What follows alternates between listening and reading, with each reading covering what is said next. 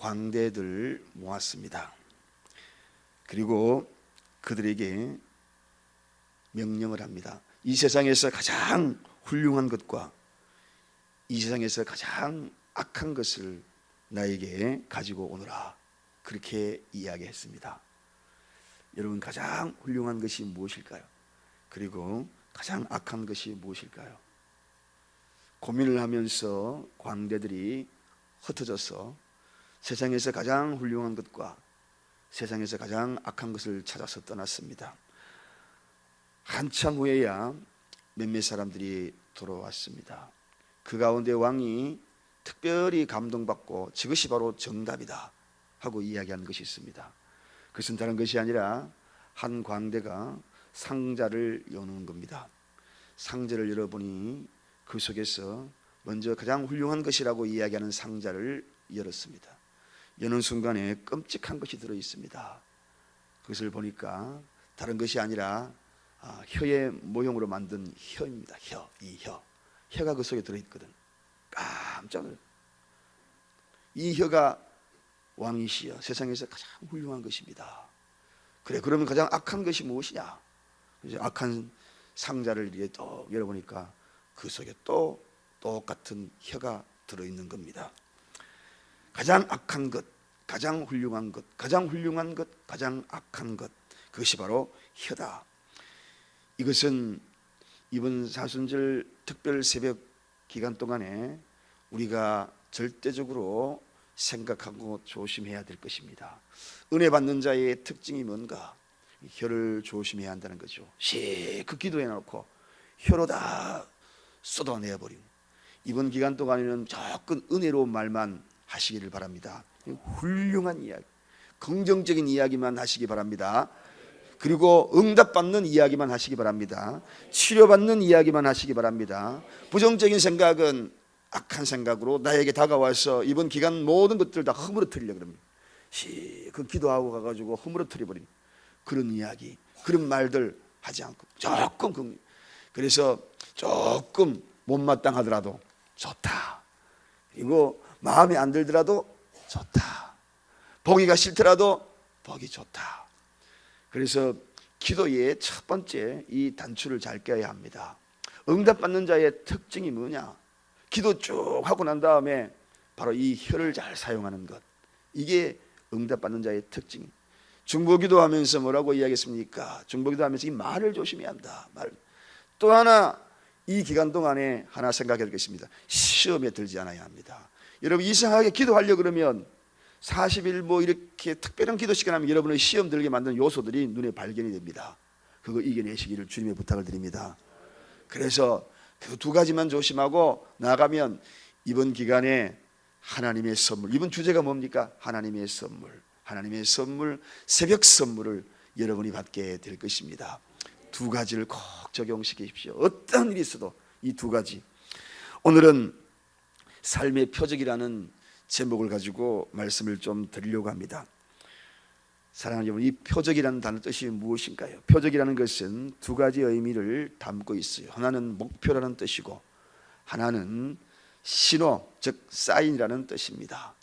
신호라는 의미를 갖고 있을 수도 있고, 그 다음에 목표라는 의미를 갖고 있다. 이 두 가지, 삶의 표적 가운데 이 두 가지만 잘하면, 이 두 가지 목표가 분명해야 될 거 아닙니까? 그리고 신호를 잘 봐야지 목표까지 갈 수 있지 않겠습니까? 사인을 잘 봐야지 정확하게 목표까지 갈 수가 있지 않습니까? 여기까지 우리 사랑교회 아침에 올 때도 보면 건널목도 건너고 오신 분도 계시고 또 여러 가지 사인을 보고 이 자리에 오셨을 거예요. 중요한 것은 이 두 가지가 우리의 삶의 가장 소중한 것이 된다. 그 두 가지, 이 두 가지 모두를 충족시킬 수 있는 것이 뭔가 하는 것입니다. 목표와 사인을 충족시킬 수 있는 것, 그렇습니다. 이 삶의 표적과 삶의, 그리고 이 목표, 사인, 이 두 가지를 충족시킬 수 있는 것, 사느냐 죽느냐, 이 모든 것들이 표적에 달려 있는데, 죽느냐 사느냐, 인생의 마지막까지 가야 될 그 모든 것들이 여기에 이 표적에 달려 있는, 이 표적이 뭐냐? 오늘 성경에 시몬이 이야기하기를 그 표적이 예수라는 것입니다. 할렐루야. 사인도 예수를 봐야 하고, 목표도 예수를 봐야 되고, 가는 과정도 예수를 봐야 되고, 마지막 최종점의 목표를 도달해야 될 그 목표, 그것이 또 예수를 바라봐야 한다는 것입니다. 그러므로 인생의 모든 삶의 방향도 걸어가는 것도 사인을 보고 가는 예수를 보고 바라야만 마지막 최종 목적인 예수께 도달할 수가 있다는 것입니다. 오늘 이 시몬이 이야기하는 이 목표, 그렇습니다. 이 목표라는 것은 영어로 이야기하면 타겟이 아닙니까? 관역이거든요. 이 관역을 빗나간다. 빗나가는 게 뭡니까? 죄라는 것이죠. 죄라는 것이죠. 주님을 빗나가는 것이 곧 죄라는 것입니다. 그렇게 빗나가지 않기 위해서는 화살을 잘 쏘아야 합니다. 정확한 목표를 맞춰야 합니다. 오늘 그렇게 이 시몬이 이제 마리아에게 지금 요셉에게 그 이야기를 이야기하고 있는 것입니다. 첫 번째, 이 목표를 잘 보기 위하여서는 먼저 생각해야 될 것이 있는데, 그것은 심판의 모든 기준은 예수님이다 하는 것을 먼저 생각해 볼 필요성이 있습니다. 오늘 시몬이 먼저 아기 예수를 가슴에 안고 심판의 근거로 예수님을 이야기하고 있습니다. 여러분, 사람이 미리 심판할 수 있는 것이 아무도 없다는 것을 보여줍니다.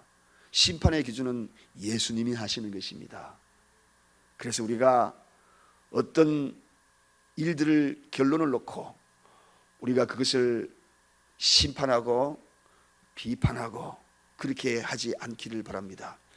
특별히 사람을 평가할 때, 사람을 한 사람을 두고 그 사람을 놓고 여러분의 가정에서나 일터에서나 한 사람을 심판하지 말기를 바랍니다. 예수가 기준인 것입니다. 그분이 기준으로 모든 심판의 근거로 세우심을 입었다는 것입니다. 인간이 할 수 있는 것이 아무것도 없습니다. 오류를 범하는 경우가 너무나 많습니다.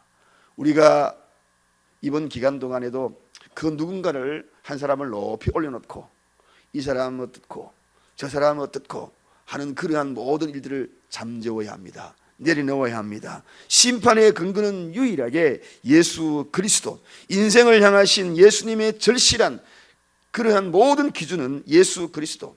그래서 사인도 예수 그리스도인 것입니다. 목표도 예수 그리스도인 것입니다. 주님은 인생을 향하여서 절실한 사랑의 표상으로 우리에게 일러주셨어요. 영생의 선물로 우리에게 주셨어요. 왜 그렇습니까? 우리를 그토록 사랑하기 때문입니다. 그토록 사랑하는 그 사랑의 관역을 벗어나게 되면, 그 목표까지 가지 못하게 되면, 관역을 맞추지 못하게 되면 당연히 떨어지게 되어 있는 것입니다. 응답에 우리가 응하지 못하게 되면 목표까지 가지 못하는 것은 당연한 이야기입니다. 그래서 주님은 그 목표까지 도달하기 위하여서 유일한 구원의 통로인 예수 그리스도의 사인을 잘 봐야 한다. 그 통로도 예수 그리스도이거니와 마지막 타겟도 목표도 예수 그리스도라는 것입니다. 오늘날 이 땅에 많은 통로를 제시하는 경우가 너무나 많습니다. 여기저기에서 이상한 사인들이 있다고 그 사인 보러 가자고 유혹하는 경우가 너무나 많습니다. 여러분도 그런 유혹을 당해보지 않았습니까? 창세기 3장 5절에 최초로 아담이 유혹을 받습니다. 뭐라고 얘기합니까? 너가 저 선악과를 따먹으면 너도 하나님처럼 될 것이다. 하나님처럼 될 것이다. 이러한 유혹을 받지요. 근본적으로 이 유혹을 받은 사람들이, 그 욕망을 가진 사람들이 오늘날 심판의 기준과 구원의 기준을 내세우면서 구원의 통로라 이야기하고 구원의 목표라고 이야기하는 이들이 너무나 많이 생겨나게 되었다는 것입니다. 최초의 아담이 그 유혹을 받은 겁니다. 그 유혹을 인하여서 에덴 동산에서 쫓겨나게 되고, 그리고 인간이 그로 인하여서 고통과 그리고 아픔과 이 세상의 모든 질고를 짊어질 수밖에 없는 그런 상황이 되었다는 것입니다. 여러분, 오늘도 우리가 이런 유혹을 많이 받고 있는 이 세대에 사인을 잘 봐야 합니다. 그 사인에 유혹되지 않기를 주님의 이름으로 축원드립니다. 그 사인이 어떤 화려하고 어떠하다 할지라도 유일한 사인은 예수를 보고 가야 하는 것입니다. 예수가 바로 문입니다. 양의 문입니다. 그 문을 통하여 가야 하고 가야 될 통로도 그 통로이지만 마지막 목표도 타겟입니다. 삶의 표적이 바로 예수가 되어야 한다는 것입니다.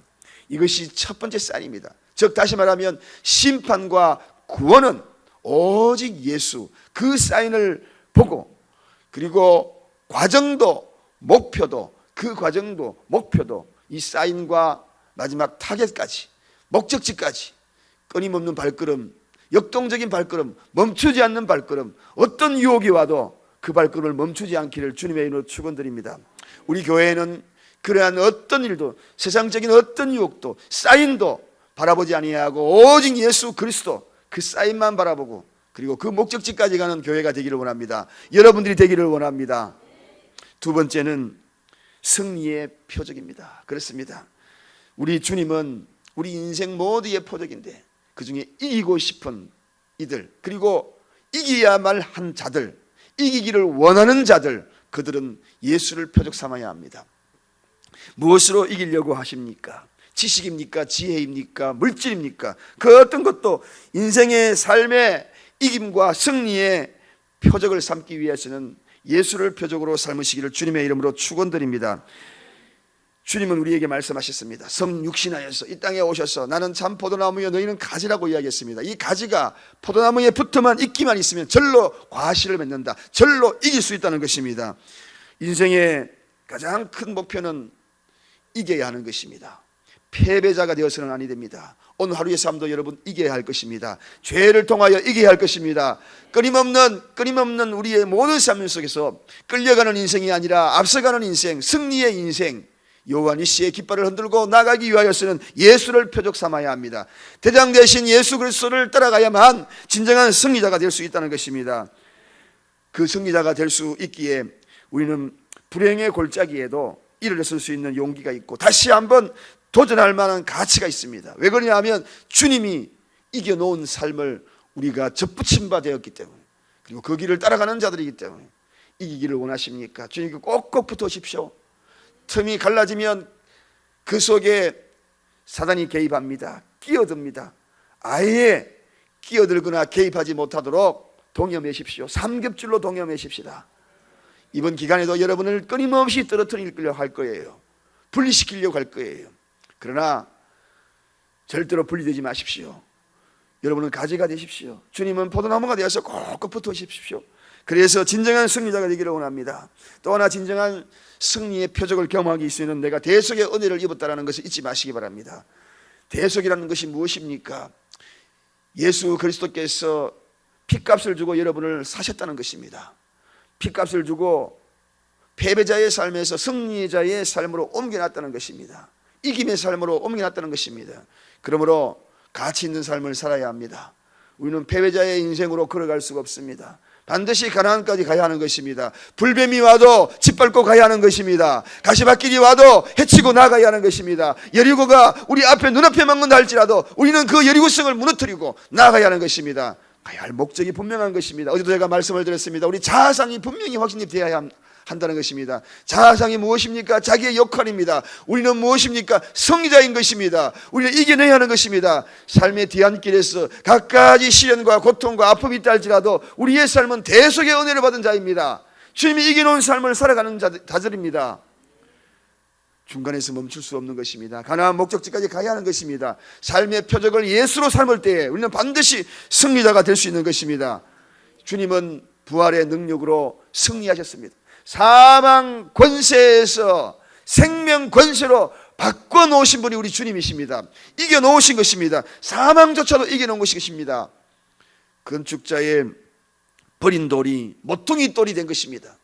여러분, 건축자의 버린 돌이 되셨다고, 누군가 여러분을 버리셨다고, 외면했다고 실망하지 마시기 바랍니다. 여러분들이 주님께만 붙어 있으면, 급기야는 주님을 표적으로 삼으면, 주님을 사인으로 삼으면, 주님을 목적으로 삼고 목표로 삼고 타겟으로 삼으면 틀림없이 모퉁이 돌로 바뀔 줄로 믿습니다. 버린 돌이 모퉁이돌이 되는 것입니다. 이게 뭡니까? 승리자의 삶이라는 것입니다. 그리고 승리자의 삶은 기쁨을 회복합니다. 오늘도 이 새벽에 와서 여러분의 박수치는 모습과 그리고 꽃샘추위로 얼마나 춥습니까? 이 자리에 오신 여러분, 오늘 돌아가시는 여러분의 삶의 그 모든 환경 속에서도 넘쳐나는 기쁨이 있기를 원합니다. 예수를 표적 삼으면 기뻐할 수밖에 없다는 것입니다. 또 예수를 표적 삼고 가는 이들이 승리자의 삶을 살 수밖에 없는 것은 재림에 대한 확신이 있기 때문입니다. 이 세상은 온통 모순이 많습니다. 부패가 만연합니다. 허무주의 풍조가 쌓여 있습니다. 그러나 우리에게는 소중한 것이 있습니다. 재림의 소망이 있는 것입니다. 할렐루야. 그러므로 우리가 이길 수 있는 것입니다. 승리자의 표적이 무엇인가? 재림의 소망이 있기에 우리는 이길 수 있는 것입니다. 어떤 환경에서도 이길 수 있는 비결이 뭔가? 소망이 분명한 자. 무슨 소망? 재림의 소망. 오늘도 그러므로 기쁜 마음을 가지고 살아가시기 바랍니다. 마지막으로 큰 세 번째, 첫 번째는 심판의 근거와 그리고 구원의 근거가 되는 표적이었고, 두 번째는 승리자의 표적이었고, 세 번째는 우리 주님이 우리에게 마음의 표적이 되십니다. 여러분, 오늘 본문의 35절 보니까 마음의 생각을 드러내려 함이라 이렇게 소개하고 있습니다. 한마디로 이야기하면 주님을 표적으로 삼는다, 이 말은 마음의 거울로 삼는다는 것입니다. 사랑하는 여러분, 오늘도 이 시간에 우리가 예수님 앞에 설 때에 우리 모든 것이 드러나기를 원합니다. 그분은 우리의 거울이신 것입니다. 내가 내 얼굴에 무엇이 묻었는지 잘 확인하고 보려고 하면 거울을 잘 봐야 합니다. 그 거울을 바라볼 때에 빨리빨리 나의 단점과 그리고 오점들을 확인할 수가 있습니다. 오늘 성경에 마음의 생각이 드러난다, 내 인생의 거울입니다. 거울로 표적 삼으시기를 주님의 이름으로 부탁을 드립니다. 근데 그 표적은 중심까지 바라보는 거울입니다. 그 속에 감추어진 모든 것들을 다 바라볼 수 있는 거울입니다. 오늘 예수님의 모친 마리아가 바로 이 거울 삼아라는 이 시몬의 이야기를 예언으로 듣지요. 이 모친이 어떤 마음을 가지겠습니까? 내가 메시아를 잉태하였고 출산하였다 그러면 영웅심리가 세상의 영광을 마음껏 차지하려고 하는 그런 마음이 들어갈 것입니다. 그런데 그러면서 오늘 35절에 뭐라고 이야기합니까? 칼로 찌르리라, 그렇게 이야기합니다. 그가 칼로 찌르리라. 여러분, 이 이야기는 무슨 이야기입니까? 앞으로 예수 그리스도께서 칼에 찔리고 고난의 삶을 예고한 것입니다. 마리아가 이 사실을 알아서 그 마음을 칼로 도려내는 듯한 아픔이 있을 것입니다. 이 아기가 그런 일들 경험을 하게 될 것이다. 여러분, 얼마나 앞으로 고난이 찾아올 것을 이야기하고 있습니까? 그럴 때 얼마나 겸손해지겠습니까? 그래서 예수 그리스도를 거울로 삼으면 우리는 겸손할 수밖에 없는 것입니다. 겸손하게 마리아에게 일러주는 이야기입니다. 거울 앞에 겸손하고 거울 앞에 우리의 죄성들을 발견하고 중심에 숨겨져 있는 모든 것들을 쏟아놓고 거울을 바라보고 나갈 때마다 오늘 하루의 삶은 정결한 삶이 될 것이요, 오늘 하루의 모든 삶은 거룩한 삶이 될 것입니다. 성 어거스틴이 이런 이야기합니다. 어느 날 주님의 십자가를 생각해도 아무런 감동이 없는 자신을 발견하고 오늘 펑펑 울었다, 그렇게 이야기했습니다. 주님의 십자가, 그것을 생각하고 그것이 내 마음속에 생각을 하지만 아무런 감동이 없는 우리의 삶, 이번 사순절 기간 동안에 이 표적을 바라보면서 걸어갈 때에 내 마음속에 흩어져 있던 내 인생이, 그리고 오물로 뒤섞여 있던 내 인생이, 습기고 얽혀 있던 내 인생이 주님 앞에 거울 앞에 바라볼 때에 온전하게 정리가 되기를 원합니다. 그리하여서 삶의 표적을 따라서 여러분의 인생, 우리 교회에 가야 될 모든 환경과 상황, 목표가 예수 그리스도의 통로를 통하여 예수 그리스도의 목적까지 무사히 갈 때에 이 새벽 선물, 하나님이 주시는 큰 선물들을 우리가 다 누리는 저와 여러분의 시기를 간절히 축원드립니다. 기도하겠습니다. 하나님 아버지, 오늘도